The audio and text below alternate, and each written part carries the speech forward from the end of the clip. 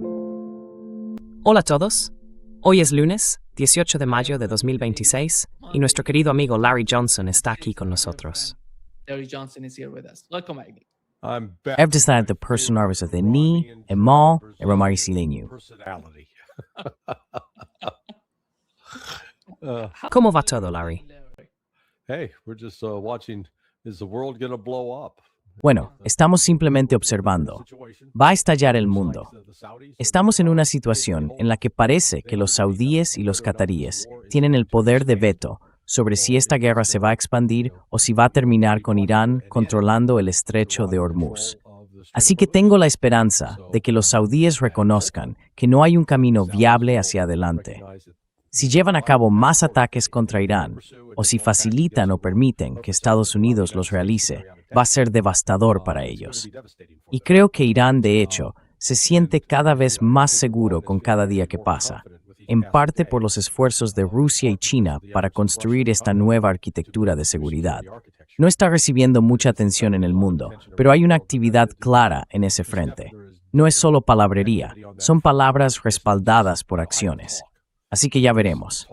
Creo que esta semana podría ser una de las más decisivas de todo el conflicto, que ya lleva 12 semanas.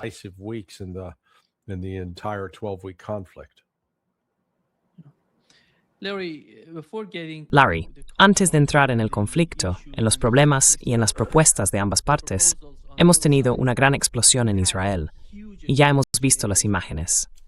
Aquí las tenemos. Here is the footage.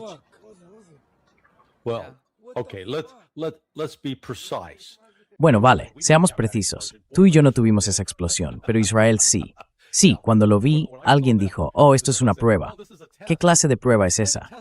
Oye, Nima, voy a echarme gasolina encima, a ver si puedo encender una cerilla, y lo llamamos una prueba. Ya sabes, una explosión de fuego. Sí, esto, leí tu interpretación sobre lo de remateanos, y parece que él tenía mejor información de la que yo pude conseguir. Pero por lo que se dice, toda esa planta, toda la instalación, voló por los aires. Y no fue por un ataque de Irán, sino porque hicieron algo mal al manejar los explosivos que se estaban produciendo dentro de la fábrica. Y vaya, por lo visto, la borró del mapa. Así que eso es importante.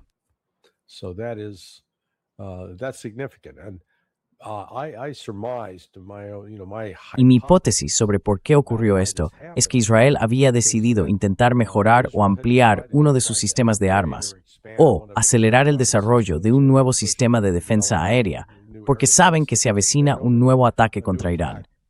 Y claro, esta gente estaba bajo presión, con ese rápido, tenemos que darnos prisa.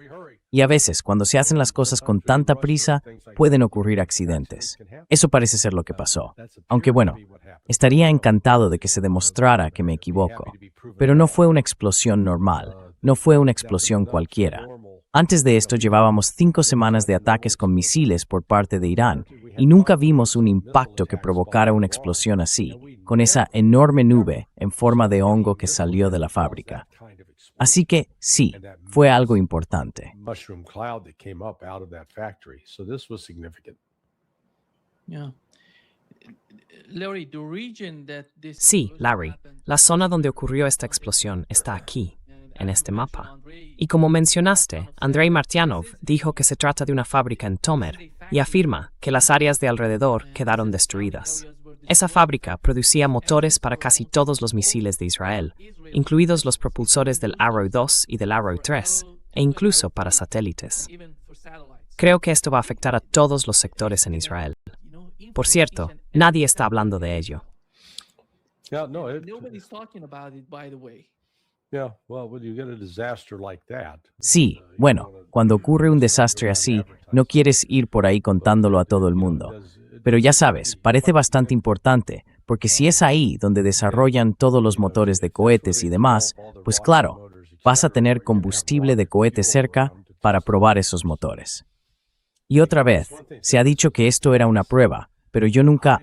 El único tipo de prueba que hemos visto así fue cuando probábamos bombas nucleares o atómicas allá por los años 50 y hacían explotar cosas como el atolón de Bikini. Sí, eso sí que era una prueba. Ya sabes, aquella isla desapareció. Pero no creo que esto sea, ya sabes, ese tipo de prueba. This was that kind of test. Larry, the new proposal. Two proposal, one for the Larry, United States, la nueva which is totally propuesta. opposite Bueno, of what en realidad Trump son dos said propuestas. that Una de Estados Unidos, que era totalmente lo opuesto a lo que Irán les había enviado, y la respuesta de Irán, otra vez, un plan de 14 puntos. Parece que en el nuevo plan, no sé, hay rumores.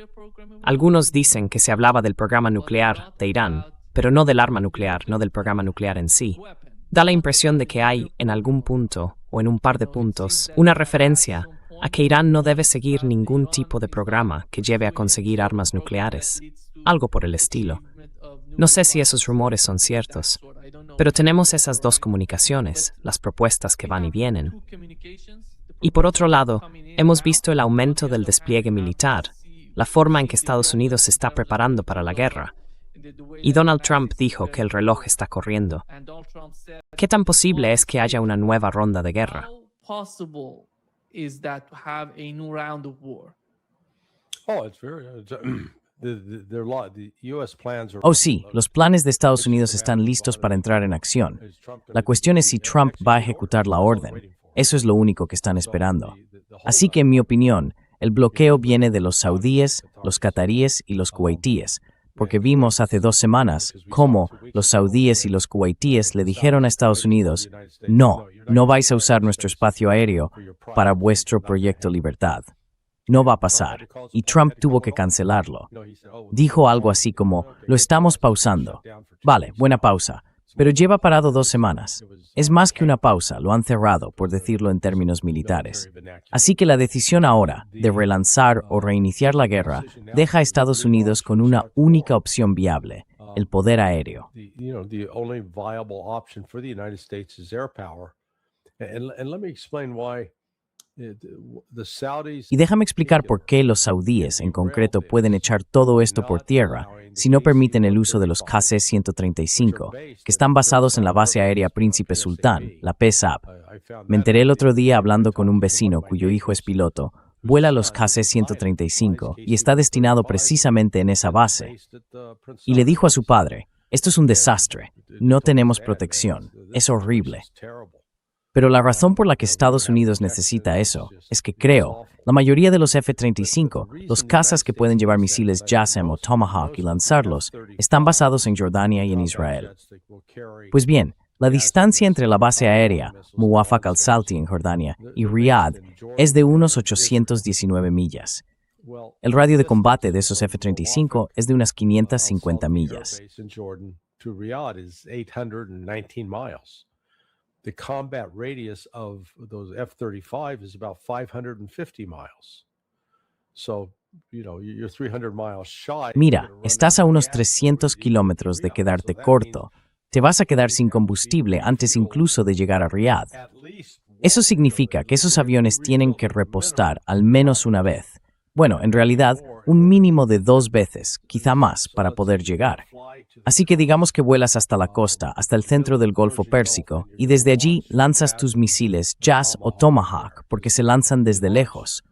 No van a sobrevolar Irán para soltar bombas allí. Lo siento, los derribarían. Pero lo que hacen es atacar desde distancia, y frente a eso, Irán tiene menos defensa. Aún está por ver si Irán ha hecho algún avance para poder contrarrestar los misiles JASSM y Tomahawk. Defeating JASSM and Tomahawk missiles. But they got to be refueled. And then, pero tienen que repostar. Y claro, si suponemos que la distancia total desde Muwafaq hasta el punto del Golfo Pérsico es de 1000 millas, bien, solo eso ya son 2 repostajes en vuelo y luego 1000 millas de vuelta. Así que esos aviones tendrían que repostar hasta 4 veces cada uno. Y si lanzas 20 o 30 aviones, digamos 20, esos son 80 repostajes que hay que gestionar. Así que ya ves, se convierte en una operación logística bastante compleja. Y si los saudíes dicen, no vais a usar nuestras bases aéreas para repostar esos aviones mientras atacan Irán, pues no, lo pararíamos.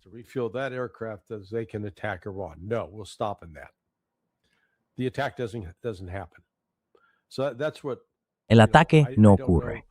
Así que eso es lo que Bueno, no sé qué. En fin, probablemente sabremos el miércoles o el jueves, como muy tarde, si los saudíes han tomado esa decisión o no. Porque si han decidido alinearse con Estados Unidos, entonces espero plenamente que los nuevos ataques contra Irán puedan empezar hoy mismo o mañana. Pero si todavía no tienen resuelta la logística aérea, ni el permiso para sobrevolar el espacio saudí o catarí, entonces podría quedar en suspenso. Y cuanto más tiempo se retrase, más oportunidades habrá para una solución diplomática. Y con eso me refiero a lo que están proponiendo China y Rusia.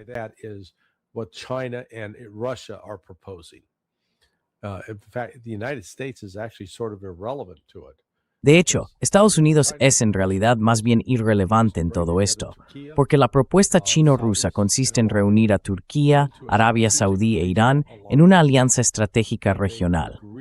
Esa alianza tendría como objetivo proteger los intereses de todos los países de la zona, excepto Israel, es decir, deja a Israel fuera. Pero la idea fundamental de esa nueva arquitectura de seguridad es que Estados Unidos tiene que salir del Golfo Pérsico, retirar sus bases y su personal. Y eso en la práctica ya ha ocurrido, simplemente por la actividad militar de las primeras 5 semanas de la guerra. Ahora, Estados Unidos no puede volver y reocupar algunas de esas bases porque han quedado prácticamente destruidas.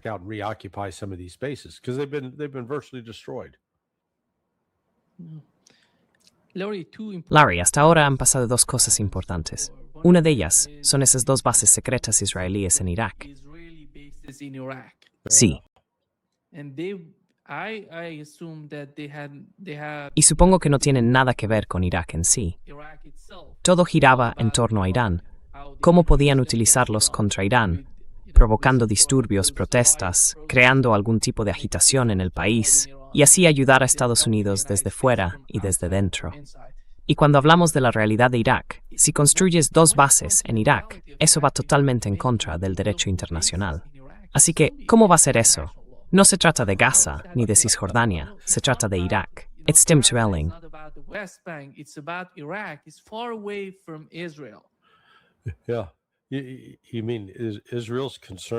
Ah, sí. ¿Quieres decir que a Israel le preocupa el derecho internacional? Y tu prueba de eso es nada. Mira, ayer estaba hablando con Mario Naufal, porque él decía, oye, ya sabes, ha habido estos ataques con drones que venían del oeste, no de Israel ni de Irán. Y yo pensé, bueno, ¿y si fuera posible que Israel tuviera una base secreta en Irak y lanzara drones desde allí para que pareciera que vienen de un grupo aliado de Irán, cuando en realidad es Israel intentando provocar, digamos, una operación de bandera falsa? Y él me dijo, sí, podría ser. Así que... Por cierto, él intenta entender poco a poco. Sí, sí. Porque mucha gente está criticando. Mira, Larry, te lo digo así, mucha gente nos está criticando a ti y a mí. Me dijeron, vosotros 2 vais a ir a su podcast. Pero no hay ningún problema con eso. Tenemos nuestras diferencias, sí, pero el tipo está totalmente abierto a entender de qué estamos hablando. Sí, no lo Brandwood. No, y no es un propagandista apasionado. Quiero decir, tiene sus propias opiniones. Y yo lo atribuyo a que, bueno, es un chico joven, no tiene mucha experiencia, pero expresa sinceramente lo que piensa. Y cuando no estoy de acuerdo con él, lo hago con educación. Y bueno, él escucha. Y a veces, ya sabes, cambia de opinión. Pero mientras hablábamos, él pensaba, ¿y si Irán estuviera intentando reiniciar algo? Y yo le decía, mira, ahora mismo Irán tiene las cartas en la mano. Están en una posición superior porque, digamos, interpretando el papel de víctima, al no tomar la iniciativa en el contacto, podrían justificar perfectamente haber llevado a cabo ataques preventivos.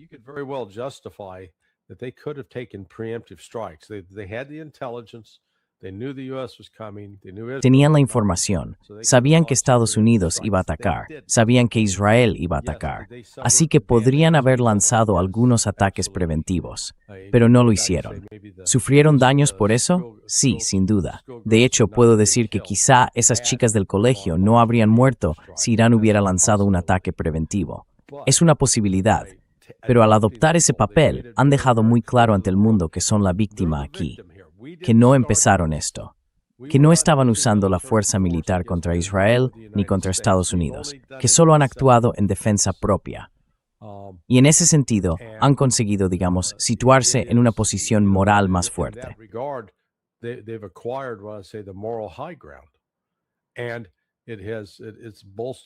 Y eso ha reforzado su apoyo por parte de países como China y Rusia. Así que, de nuevo, ellos reconocen que hay toda esta acumulación y energía por parte de Estados Unidos e Israel para reanudar los ataques. Y no veo a Irán atacando por adelantado. Están preparados, van a responder, pero no van a iniciar nada. Por eso vi estos ataques, ya sabes, el supuesto ataque con drones a una instalación nuclear en los Emiratos Árabes Unidos.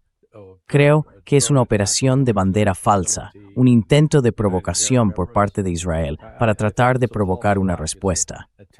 Quieren que esta guerra empiece, porque todavía creen de algún modo que pueden derrotar a Irán. Y no pueden, pero siguen creyéndolo. ¿Sabes qué me parece increíble?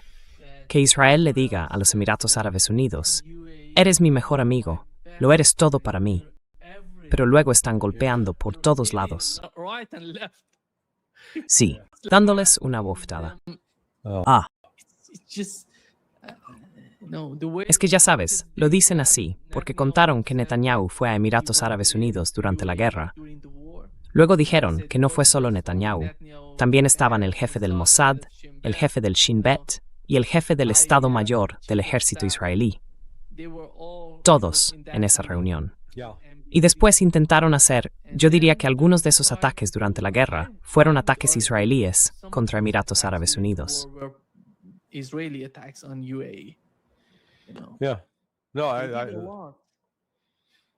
sí, no lo descartaría. Es que, mira, The Intercept acaba de publicar un artículo sobre el embajador emiratí en Estados Unidos. Madre mía, hace que Hugh Hefner, el del imperio Playboy, parezca un monje benedictino. Este tipo es de verdad un depredador sexual, un hedonista, un traficante. Y al mismo tiempo, dicen que intentan imponer ciertas prácticas musulmanas restrictivas, ya sabes, las llamadas prácticas musulmanas, y limitar la interacción entre hombres y mujeres. Es un nivel de hipocresía que resulta abrumador cuando empiezas a entender lo que está pasando. Los Emiratos Árabes Unidos son una auténtica excepción, sobre todo Dubái. Representa por completo todo lo que está enfermo y mal en Occidente.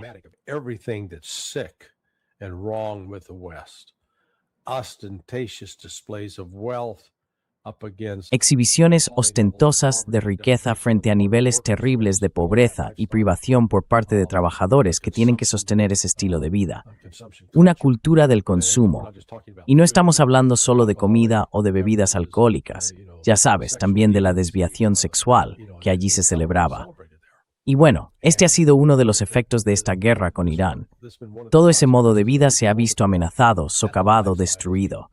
Así que, desde el punto de vista iraní, puedo entender que no haya absolutamente ninguna empatía hacia los Emiratos Árabes Unidos.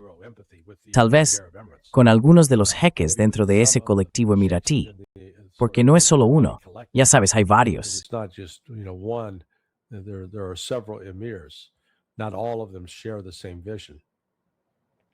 No todos comparten la misma visión, pero Irán va en serio con la idea de crear un nuevo sistema de seguridad en el Golfo. Y bueno, tú y yo hablábamos fuera de cámara antes de que entraras sobre ese nuevo sitio. El X, que ya sabes, el Golfo Pérsico. ¿PSGA se llama? Sí, la Autoridad del Estrecho del Golfo Pérsico, o algo así. Están montando un mecanismo formal para controlar el tráfico que entra y sale del Golfo Pérsico. Y el flujo de ese tráfico es esencial para la economía mundial. Mientras siga este bloqueo de Estados Unidos, Irán queda libre de culpa, porque no es Irán quien está obstaculizando el paso de esas mercancías. Es Estados Unidos. Una locura.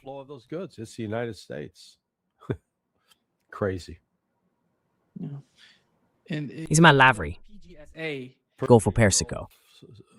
Autoridad del Estrecho. Vale, Autoridad del Golfo Pérsico. Gracias por la aclaración. Hay demasiados para recordar. Exacto. Tenemos muchos, por cierto, aquí en Brasil. Sí. when it comes to the Larry, target, en cuanto a los objetivos y la lista de objetivos que tienen en ambos lados, parece que los han actualizado. Al menos por parte de Irán, hemos aprendido bastante. Están hablando de cómo podrían responder si Estados Unidos vuelve a atacar a Irán. ¿Qué sabemos sobre la lista de objetivos de Estados Unidos y cuáles son los principales puntos que quieren lograr con esos ataques? that they want to achieve by those targets? I don't know what the targets are. All I know is the targets No sé cuáles were son los selected. objetivos. Lo único que sé es que esos objetivos se seleccionaron y están listos para ejecutarse desde hace al menos 5 semanas. Así que no es que ahora estén corriendo a última hora diciendo, vamos a buscar algunos objetivos. No, esos ya los tienen. Y aquí es donde la cosa se pone interesante. Si Israel o Estados Unidos deciden intentar atacar la red eléctrica de Irán, estoy seguro de que podrían dejar fuera de servicio algunas partes del país. Pero Irán, como sabes, es un país enorme. No hay un único punto central que destruyas y con eso se venga todo abajo. No, en absoluto. Es justo lo contrario. En cambio, Israel es más vulnerable por su tamaño, mucho más pequeño en comparación con Irán. Allí, si logras inutilizar 2 o 3 nodos, de repente puedes dejar al país completamente a oscuras. Two or three nodes, and all of a sudden you're going to put that country into darkness.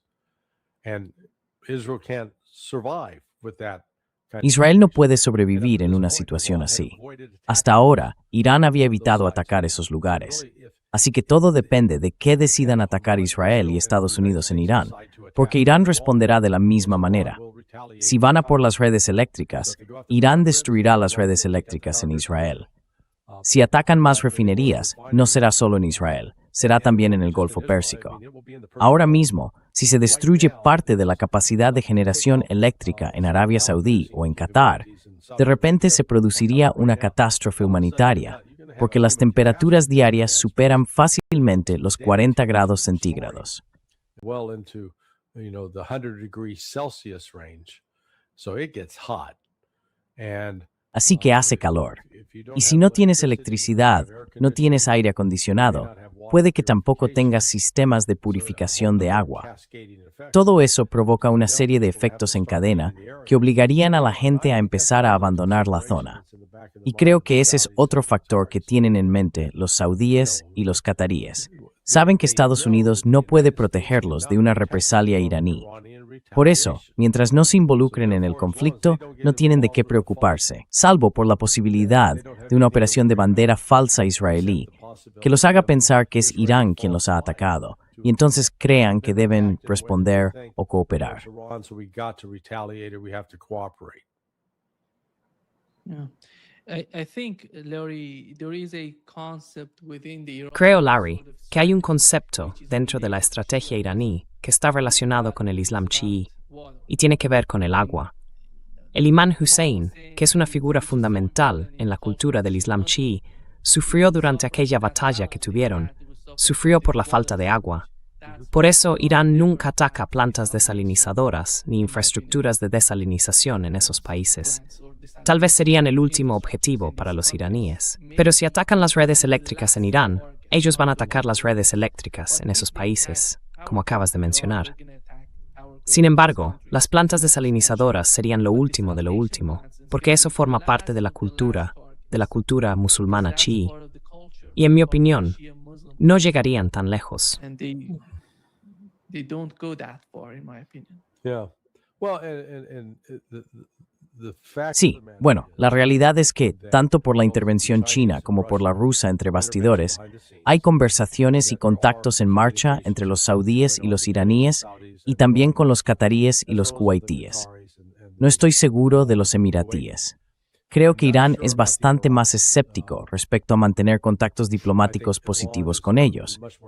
La esperanza es que, si consiguen que el resto del Golfo se una, ya sabes que saudíes, kuwaitíes y cataríes se sumen, entonces los emiratíes tendrán que darse cuenta de que, oye, el tren está saliendo, todos los demás están a bordo y nosotros no, y no querrán quedarse atrás. Eso les daría un incentivo para cambiar su política actual, que se percibe como una disposición a aceptar las exigencias israelíes. seen as being willing to acquiesce to Israeli demands.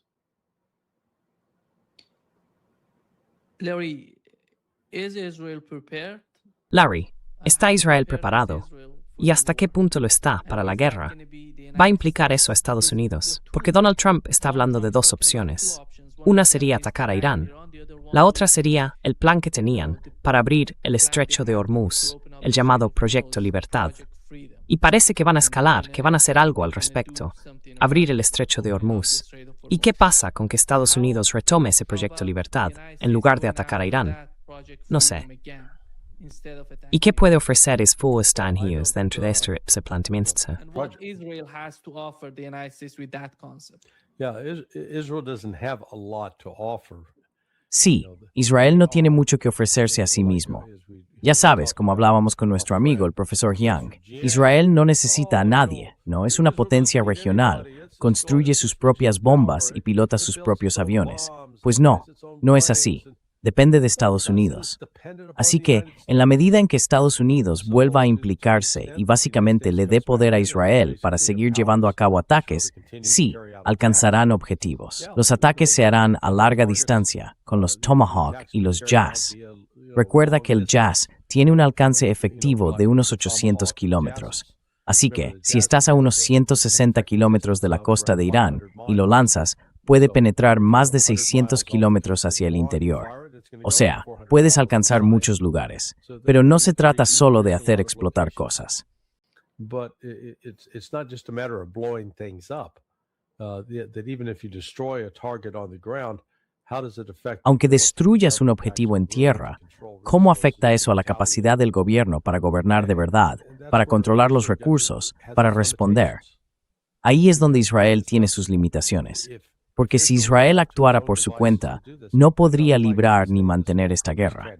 Simplemente no puede hacerlo. Depende por completo de Estados Unidos. Así que están, ya sabes, las reuniones que se han celebrado, la conversación entre Trump y Bibi Netanyahu de ayer. Creo que están intentando averiguar hasta dónde llegar, qué hacer, cuándo lanzar la operación. Son todas preguntas abiertas, pero parte de lo que no se sabe es si los saudíes se sumarán o no, si los cataríes estarán de acuerdo o no. Eso, bueno, está por ver.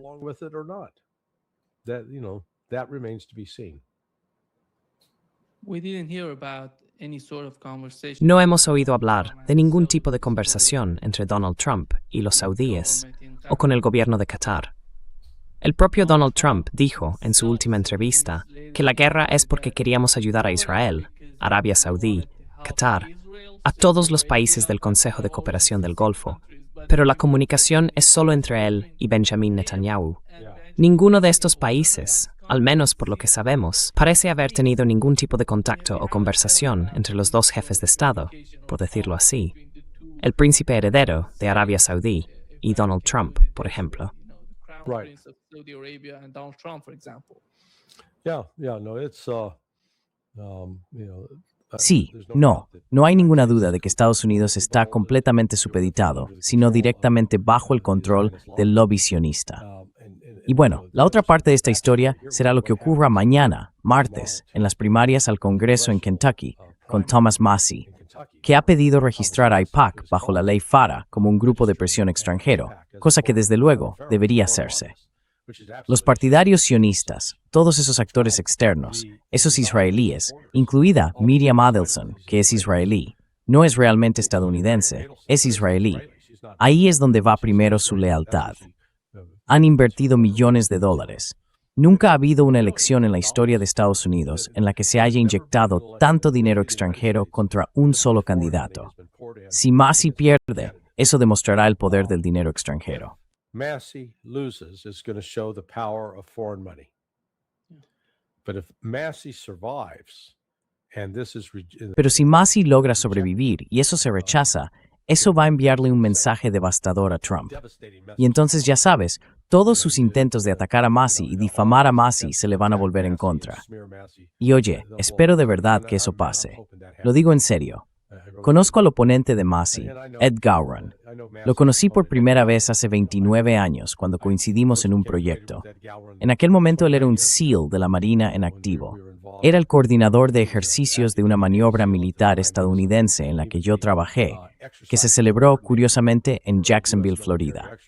Luego me lo volví a encontrar unos años después, en Panamá, cuando él y su familia estaban dejando el país. Y la verdad, me cayó bien, pero se ha dejado usar por completo como una herramienta de los israelíes. Y eso, sinceramente, me parece vergonzoso por su parte.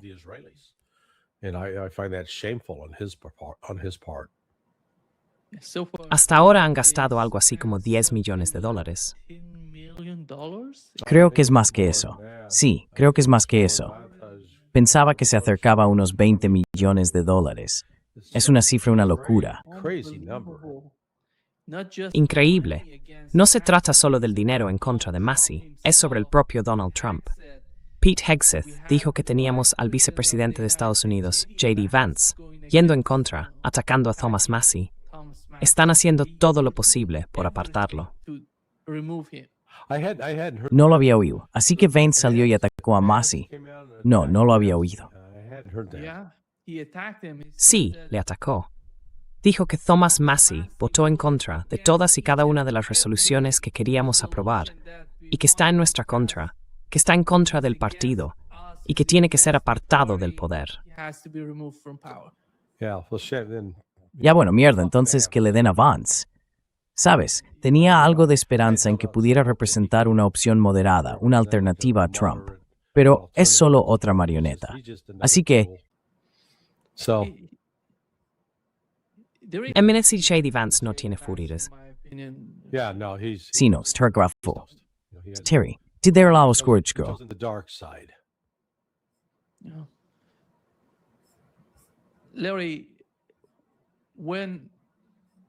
Larry, cuando miras a Rusia y a China hoy en día, sabemos que Putin ha anunciado en la India en septiembre.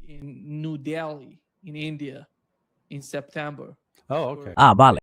Te refieres a la cumbre de los BRICS, ¿verdad? Van a estar allí. Donald Trump tuvo una reunión con Xi Jinping y este miércoles vamos a tener a Vladimir Putin de visita en China.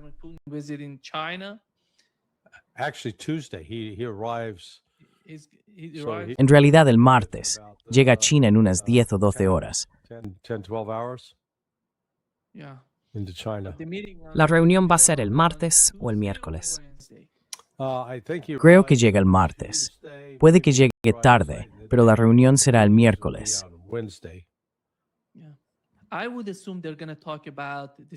Supongo que van a hablar de la situación energética, Larry, porque ahora mismo el director de la Agencia Internacional de la Energía ha advertido que las reservas comerciales de petróleo podrían durar solo unas semanas si se cierra el estrecho de Hormuz.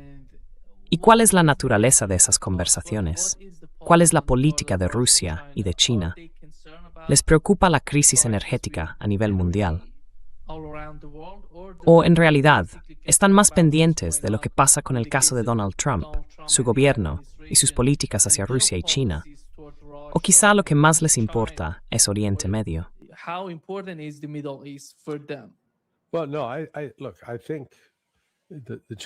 Bueno, no, mira, creo que sabemos que los chinos y los rusos han estado coordinándose en esta nueva arquitectura de seguridad en el Golfo Pérsico, y los dos van totalmente en serio con esto. Quieren promover la seguridad, no necesariamente una alianza militar, sino una especie de alianza de tres patas, sostenida por Turquía, Arabia Saudí e Irán. En lugar de basarse en un modelo suní contra chií, lo plantean como un modelo islámico que abarque ambas teologías, la suní y la chií. La idea es que ellos sean los garantes de la seguridad y que aparten a Estados Unidos de la región. Y eso va a ser un auténtico golpe para la administración Trump en Washington, porque se han acostumbrado a tratar a esos países, ya sabes, como si fueran sus vasallos.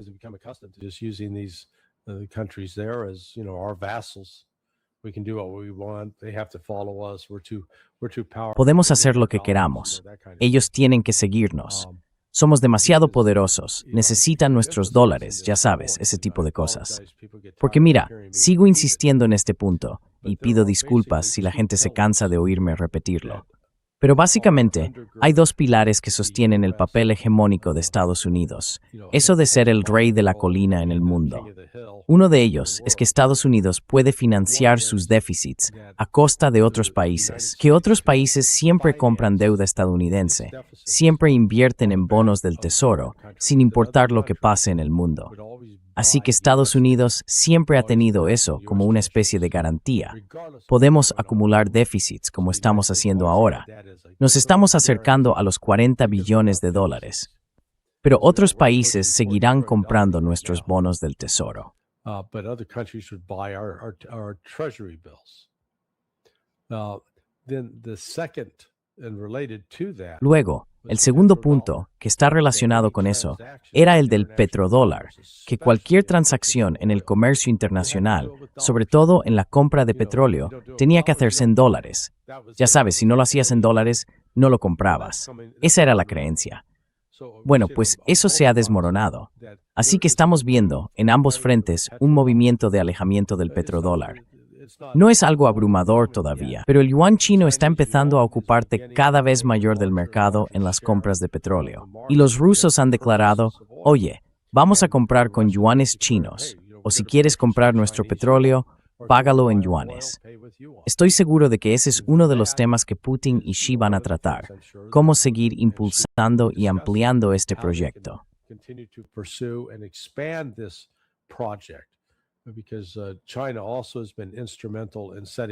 Porque China también ha sido clave en la creación de una alternativa al sistema SWIFT, con el CIPS, el sistema de pagos interbancarios transfronterizos. Así te alejas del petrodólar y aparecen alternativas. Por ejemplo, Brasil compra petróleo con yuanes, lo mismo que Rusia, y así sucesivamente.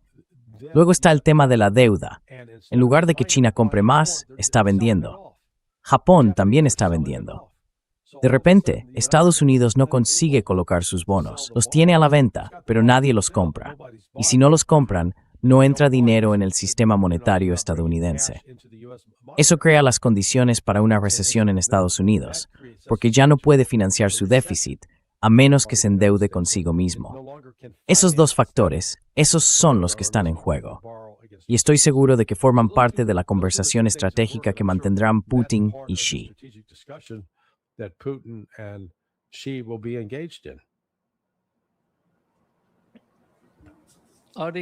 Is Donald Trump going to sign that document? Donald Trump va a firmar ese documento para enviar más armas a Taiwán.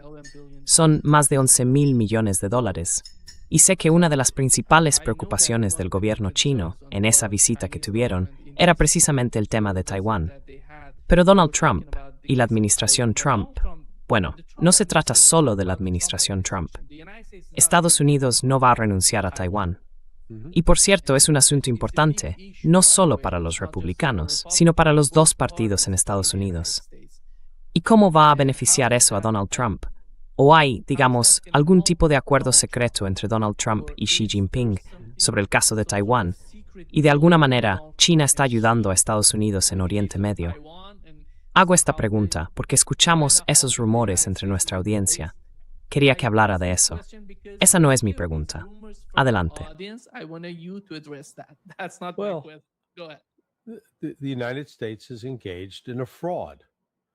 Estados Unidos está cometiendo un fraude. Oye, Nima, ¿qué te parecería comprarme un Lamborghini? Necesito $50,000 por adelantado y te conseguiré ese Lamborghini. Y tú dirías, bueno, ¿dónde está el Lamborghini? Ah, todavía no lo tengo, pero lo tendré. O sea, te estoy vendiendo algo que no tengo. Y en este caso, Estados Unidos está ofreciendo vender a Taiwán armas que no tiene. No dispone de inventarios de esas armas por ahí, como los interceptores PAC-3 del sistema Patriot o los misiles THAAD del sistema de defensa de gran altitud. Tampoco tiene suficientes misiles CHAS, ni misiles de crucero, ni Tomahawks, porque todavía tiene que fabricarlos.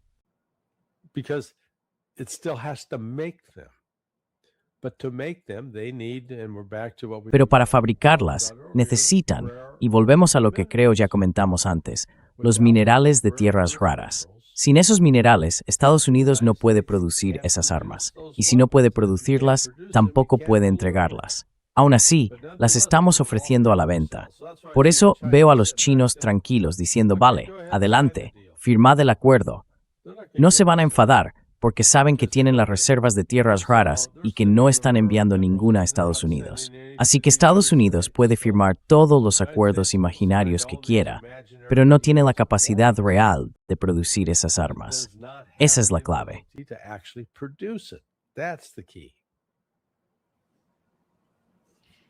There is an interesting country, Larry. Hay un país muy interesante, Larry, cuando hablamos de esa arquitectura de seguridad. En mi opinión, el papel que están desempeñando ahora mismo es realmente interesante. Es Pakistán. Mucha gente decía que India podría asumir ese papel, pero quien lo está haciendo es Pakistán. Tienen un acuerdo militar con Arabia Saudí. Mantienen una muy buena relación con Irán. Están conectados con China. Tienen una buena relación con Rusia. Su primer ministro llegó a decirle a Rusia, a Vladimir Putin, que querían tener una relación mejor con ellos. Básicamente, su mentalidad está orientada hacia el este, no hacia el oeste, como ocurre hoy con India. Y la cuestión es, ¿están aumentando su influencia en la región o están ayudando a que la región sea más estable? Estoy hablando del gobierno pakistaní. I'm talking about the Pakistani government. And Pakistan is the pointy end of the spear. Pakistán es la punta de lanza de China. Así que el hecho de que Pakistán haya surgido como el principal intermediario entre Estados Unidos e Irán ha sido por iniciativa y en coordinación con los chinos. Y, al mismo tiempo, los pakistaníes también mantienen informados a los rusos. Así que ya ves, Pakistán es realmente un actor importante aquí. Y en ese sentido ya tienen un acuerdo de seguridad con Arabia Saudí. Ahora bien, la pregunta es, ¿a quién van a proteger los pakistaníes a los saudíes? Y creo que el reino de Arabia Saudí, en realidad, contra los Houthis. And I think a case it can be actually the United States. Now, it's true that Iran launched attacks against the Saudis. Es cierto que Irán lanzó ataques contra los saudíes después de que estos permitieran que sus bases aéreas, tanto la PSA como la KFAB, la base aérea del rey Fahd, se usaran para atacar a Irán, y entonces Irán respondió. Pero sabes, creo que en cierto modo, si lo miramos ahora con perspectiva, Irán se contuvo con los saudíes porque en realidad podía haberlos devastado por completo. Y mientras tanto, creo que eso se debe en parte a la presión de China, de Rusia y también a la presión transmitida a través de Pakistán para intentar que saudíes e iraníes se unan completamente ahora contra Estados Unidos. Si eso ocurre, entonces no habrá una nueva guerra. Esa es la buena noticia. There's not going to be a renewed war. That's the good news. ¿En qué punto estamos con los acuerdos de Abraham? Larry. Dead. Larry, muerto. Se acabó. No hay futuro, no hay esperanza para los acuerdos de Abraham. Eso ya está hecho. Se está y todo es viable en absoluto. It's been proved that, it's not viable at all. Nobody seems to care anymore. Parece que ya a nadie le importa eso, porque nadie habla del tema. Donald Trump, antes de venir, dijo algo así como, voy a reactivar los acuerdos de Abraham. Y eso ha desaparecido. Ahora mismo está completamente olvidado y nadie dice nada al respecto. Nobody's talking about it. Yeah.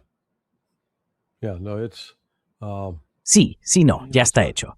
Así que el camino a seguir, en última instancia, será que esta nueva arquitectura de seguridad empiece a funcionar y que Estados Unidos quede en la práctica fuera del Golfo Pérsico. Y aquí es donde los Emiratos Árabes Unidos son, digamos, el elemento que complica las cosas, porque Jared Kushner, y sobre todo, hay mucho dinero invertido allí, dinero especulativo, especialmente a través de Dubái. Así que están actuando en su propio interés económico personal, no en el interés de Estados Unidos. economic interest, not in the interest of the United States. Israeli media reported that they're in deep problems. Los medios israelíes informaron de que están en serios problemas en lo que respecta al personal militar. Y con las operaciones que siguen en la parte sur del Líbano, ¿cómo van a poder ocupar las zonas que de alguna manera afirman que van a formar parte de Israel? Dicen que van a enviar colonos al sur del Líbano. Hemos oído a Smotrich y a Ben-Gvir hablar de ello. Pero, ¿quién va a ir allí, al sur del Líbano? Esos colonos. Van a poder convencerlos, porque en Britit Nafaris, Ausri exactamente en bon. Because the northern part of Israel is experiencing the same thing. Sí. No van a volver al norte. Ahora mismo están hablando de la parte sur del Líbano. Well, Israel's Bueno, Israel tiene, ya sabes, entre 8 y 10 millones de habitantes, más o menos.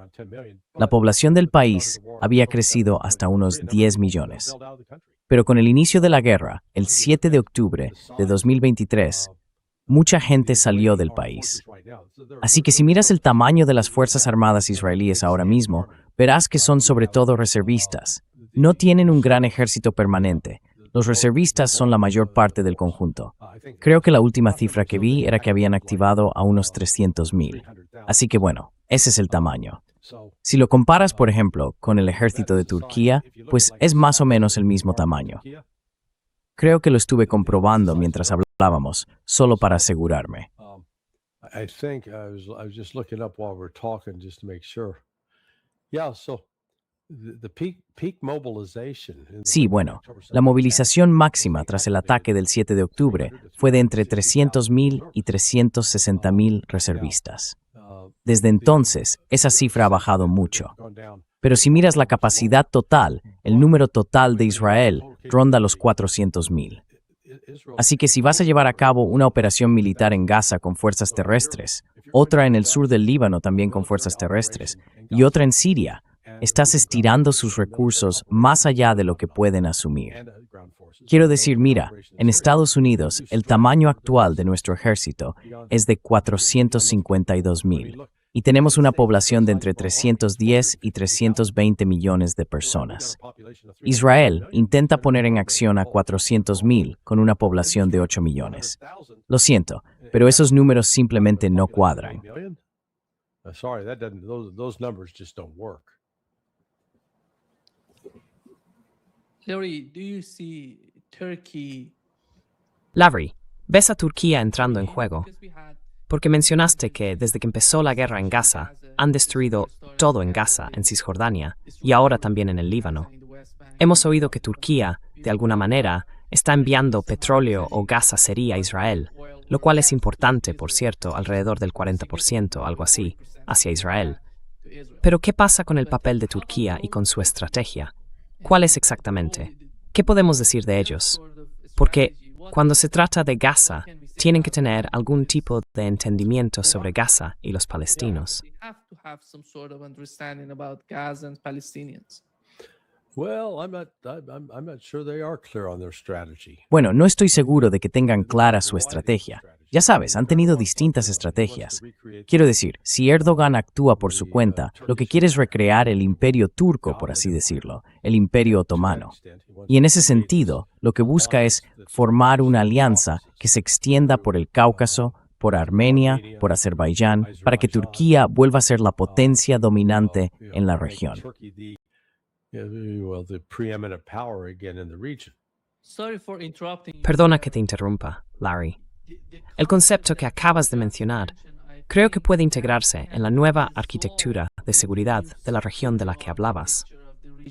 Correct. Yeah. No, I'd agree. Correcto. Sí, no, estoy de acuerdo.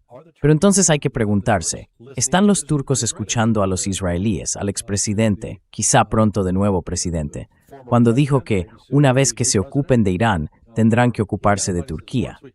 ¿Cómo se recibe una amenaza tan directa y Turquía no hace todo lo posible por cortar el suministro a Israel? Quiero decir, los turcos siguen permitiendo que el petróleo fluya hacia Israel, aunque Israel ahora los esté amenazando con destruirlos. No lo entiendo. Indeed, los turcos It's like the Turks have no self-respect. At that point, Mira, en ese momento, los matones sionistas ya han dejado claro de qué van, así que más vale que te enfrentes a ello. Y ahí es donde está Turquía. Tienen que aclararse. Yo diría que están como en una crisis de identidad sexual. Nacieron hombres, pero siguen dándole vueltas a la posibilidad de ser mujeres, así que están en una especie de crisis de identidad de género. Soy esto, soy aquello. Soy esto, soy aquello. Aclara quién eres. Si eres una nación y tienes algo de orgullo nacional, entiende que el país que representa la mayor amenaza para ti es Israel, nadie más.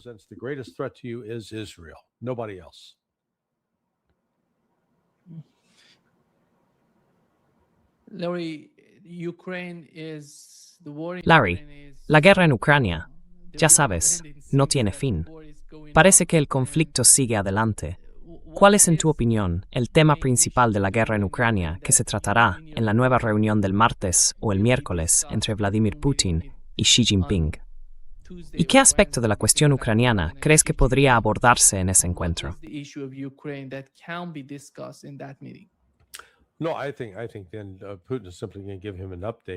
No, creo que Putin simplemente va a darle una actualización que mostrará que Rusia va a ampliar su ofensiva contra Ucrania e incluirá ataques en Europa. Creo que Rusia atacará objetivos en algunos países europeos, en aquellos que están fabricando drones y armas que se están usando contra Rusia, golpeando objetivos dentro del propio territorio ruso. Esos países europeos van a ser atacados. Y entonces estaremos ante una posible expansión de esta guerra, en la que la OTAN tendrá que decidir si activa o no el artículo 5. En ese momento podríamos encontrarnos ante una guerra a gran escala entre Rusia y la OTAN. Pero los rusos han dejado muy claro que ya está en ese punto.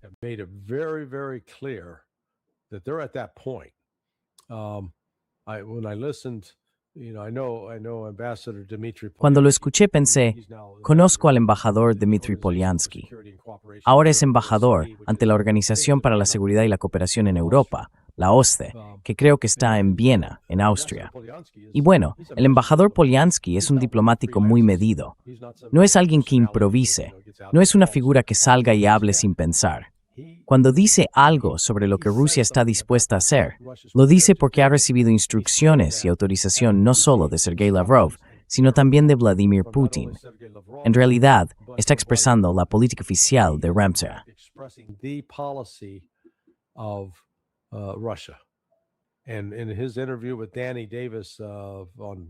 Y en su entrevista con Danny Davis, creo que fue el viernes, la verdad es que me quedé bastante sorprendido cuando dejó muy claro que si estos ataques continúan, entonces básicamente Rusia atacará y se ocupará de las amenazas en Europa.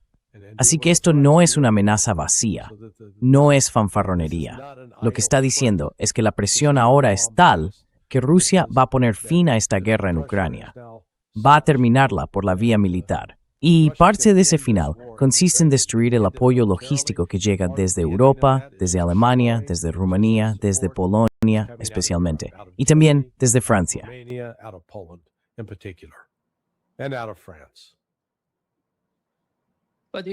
Pero si escalan la guerra, ¿cómo va a ser posible para Estados Unidos? ¿Es posible que Estados Unidos participe en esa guerra? No tienen, sí, ¿qué va a hacer Estados Unidos? Quiero decir, eso significaría que en ese momento tendríamos que retirar recursos que ahora mismo están centrados en Oriente Medio. Estados Unidos no puede librar una guerra en dos frentes. Dejémoslo claro, no tenemos recursos ilimitados en personal, poder aéreo ni capacidad ofensiva de misiles. No los tenemos. Así que la posibilidad de que Estados Unidos quiera involucrarse en una guerra entre Rusia y Europa, bueno, habría mucha preocupación, muchas declaraciones, pero en cuanto a poder hacer algo práctico, no. Eso no va a pasar.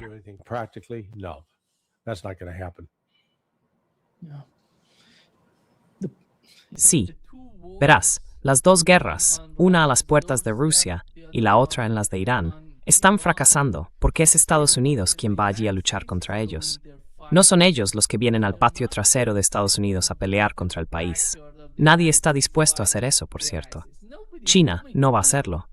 Rusia, Irán, ninguno de esos países quiere ningún tipo de guerra contra Estados Unidos. Es Estados Unidos quien va allí y bueno.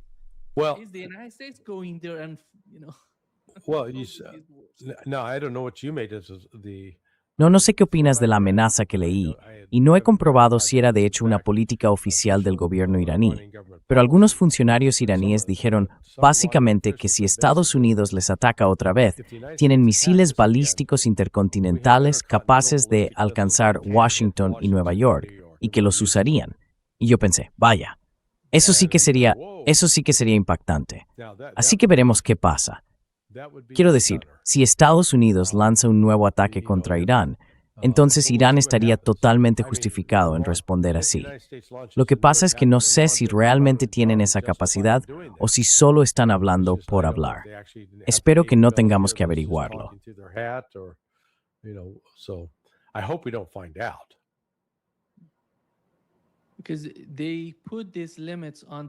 Porque ellos mismos establecieron esos límites en el alcance de sus misiles, por diseño. El antiguo líder de Irán, el líder supremo, dijo que no necesitaban que los misiles llegaran tan lejos. No sé si han cambiado esa idea. Tienen la capacidad de aumentar el alcance. Lo sé. Y por eso cuando vi esa declaración, pensé, vaya, esto es una nuestra escalada. Muchas gracias, Larry, por acompañarnos hoy. Bueno, pues veremos qué nos trae la semana. Ojalá que para cuando el coronel Wilkerson y yo volvamos con vosotros el viernes, sigamos en paz, en una paz relativa. Eso espero. Sí, te avisaré si me entúo. Sí, exactamente. Por cierto, buena lección de camisa hoy. Gracias. Tú también, todo. Muchas gracias, Larry. Muy bien, amigo. Porte bien. Adiós. Adiós.